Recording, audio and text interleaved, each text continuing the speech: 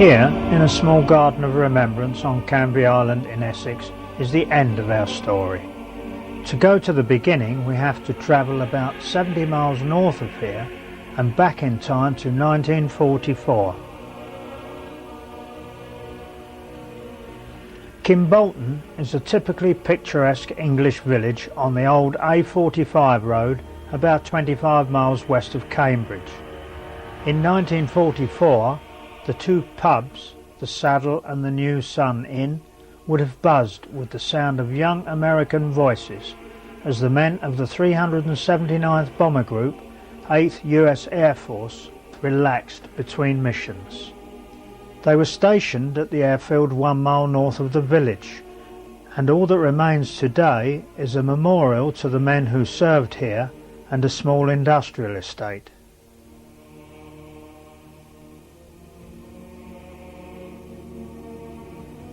The runways are gone and the area deserted, but in July 1944 it was a hive of activity as the crews prepared for a mission. The airfield was built for Bomber Command in 1940, and Wellington bombers took off for night area raids over Germany. But the Americans joined the war, and in 1943 it was extended and improved, and since then has seen the comings and goings of B-17 bombers known as the Flying Fortress as they flew deep into Germany on high altitude daylight raids. Sergeant, would you get the lights? This is our target area right here. They're long rectangular buildings. The only long rectangular Today's target is nearer home in the Parc des Calais. Hitler had just started launching his latest secret weapon, a pilotless bomb nicknamed the Doodlebug, and the squadron's job was to destroy 2 launching sites.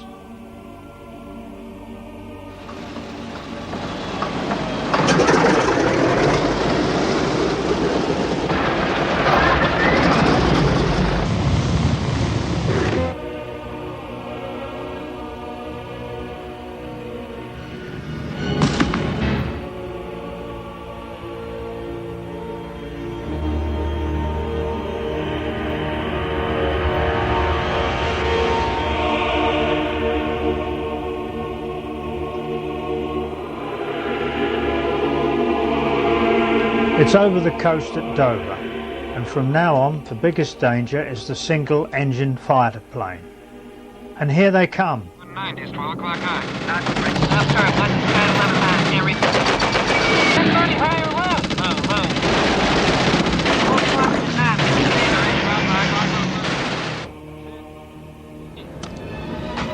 low. Bomb's gone, and it's time to return to base.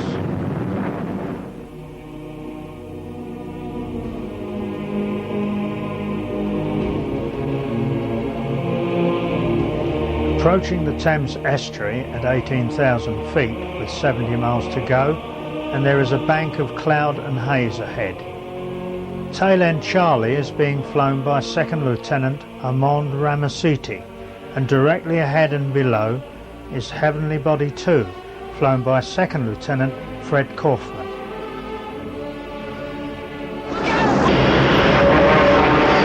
But when you're looking, that was over 50 years ago, but this day sticks in my mind as if it was yesterday. I can still see the planes. There must have been about a dozen flying in very, very close formation, just coming across. They'd been on a raid. Well, when they got to almost overhead or well out in the middle of the estuary, suddenly something seemed to be wrong. I could discern that an aircraft flying higher than some of the others was, you could detect a different note to his engines, and he seemed to be losing altitude. He locked together with another one, and they seemed to hang there for a moment in the sky. I was sent to Holdhaven to join a flotilla of landing craft crews, and we were training out on the Thames. I was watching the airplanes, and suddenly there was a piece of wing dropped off from one of the aircraft, and I realised that there had been a collision. bits started to break off, bits were falling out of the sky. Both aircraft were diving into the estuary, and one had broken up pretty badly. There was a wing, and it was quite weird at the time, but the engines were still working and the propellers were still going, but it was detached from the rest of the aircraft. Come right the way round in a big arc, a big swoop. To me it looked as if he was trying to crash land in the mud, but he got to the end of the saltings there, and all of a sudden it seemed to go on its side and nosedive straight into the mud, and there was one almighty explosion. In a matter of seconds, 4 or 5 parachutes billowed out, and I immediately sensed that they were going to come down in the water, so I made my way to the company office to report the matter.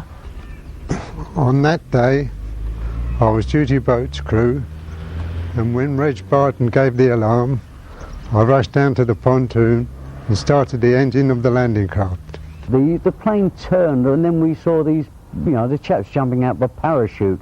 The wind blowing in this direction, the old parachutes, they used to drift across that towards Holehaven. One went just beyond that buoy there, we call it the Chapman Buoy. One went further down, and there was one going towards Kent. Well, we watched, and a boat came from Holehaven, come out. We saw him pick one up. And then the parachutes started to appear. I could only count, I think, about 5. And when you think that the Fortress has a crew of 10, that wasn't an awful lot. They gradually descended and got lower and lower. Both aircraft had obviously crashed by then. The one that I saw crash was out by Canvey Point. Friends and I, we were, as normal, run along the old rocks here. They used to go right along into like a built-up wall. We run across there. We got about 3/4 of the way, but in the meantime, our local civil defence, the police, the fire brigade, they came down here, and it was blazing away. There was bullets flying out, explosions, big black heaps of smoke. We got about 3/4 of the way out there, and coppers shouting, "Get off home, you little bleeders, the danger and all that." And we stood right on this corner here and watched them going around there. Obviously the fire brigade couldn't put the fire out or nothing. The tide was out and they couldn't get hoses, and they just let it burn out. We started off with Lieutenant Baker R.N. at the wheel, went down the river chasing the parachutes, and picked up 5 of the members of the air crews.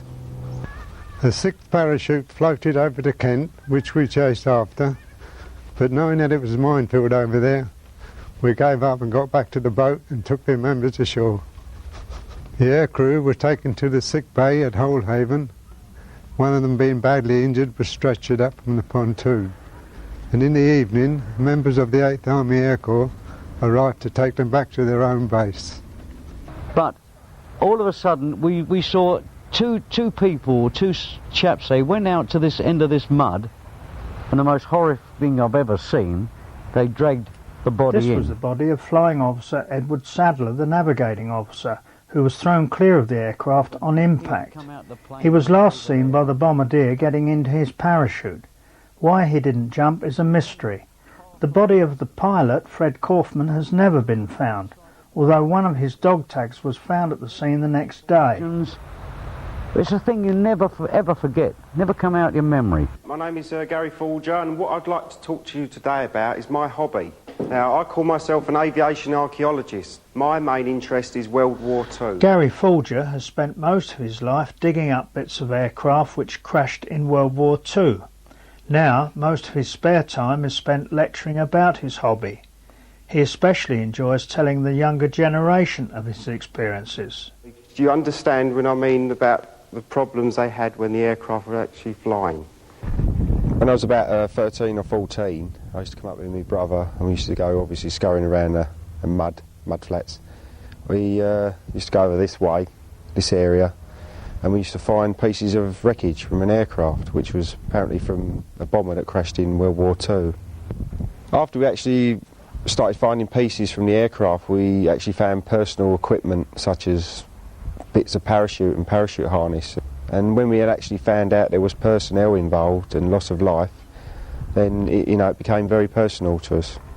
By now I'd actually amassed quite a lot of equipment from the wreck site, which was obviously filling my garage up, and I knew all the positions and the people involved in the two B-17 crews. And by 1984 I felt that there should be some recognition, such as a plaque or something, to remember these young Americans. I wrote to many local councillors to get some backing, who generally showed an interest, and this went on for like 12 years, and obviously they had other commitments for the local council, and other amenities. And in 1996 I'd sort of just virtually given up on the calls. In the summer of 1996 I come up here with my two girls, and which isn't far from the area where the American plane crashed. We were scurried, the kids were having a look round on the beach. Chelsea spotted something. She called out to me, and when I went running over to see what they were either getting up to, it was actually a live bomb from World War II. Hid it out of the way, contacted the proper authorities such as the police and the bomb disposal. They'd turned up to the location here. They dealt with it. It was live. It was detonated. The area was, was made safe. I obviously went home with my two girls, and to me that was the end of the story. A few weeks later I was phoned up from the mayor's parlour that myself and my wife and my two children would go down to Castle Point Borough Council headquarters. When we actually got there, my two daughters, Chelsea and Jodie, were given 2 certificates for their grown-up responsible actions with the live bomb at Canvey Point. While we was actually there, I thought to myself I'd have another little dig. I had a chat with the new mayor, Dennis Williams, about my ambition of getting some recognition done. He said to me, leave it with me. Then 3 months later, in November, the plaque was unveiled at the Remembrance Gardens on Canvey Island, in the presence of local dignitaries and the British Legion and many, many friends that I'd made over the years that helped me. And at this point I realised that all my dreams and ambitions had been fulfilled. We are now back where we started, in Canvey Island Remembrance Garden, and as Gary approaches the plaque he fought for so long, no doubt he is remembering those young American airmen. Their names are not inscribed, and to end this film we show them with pride.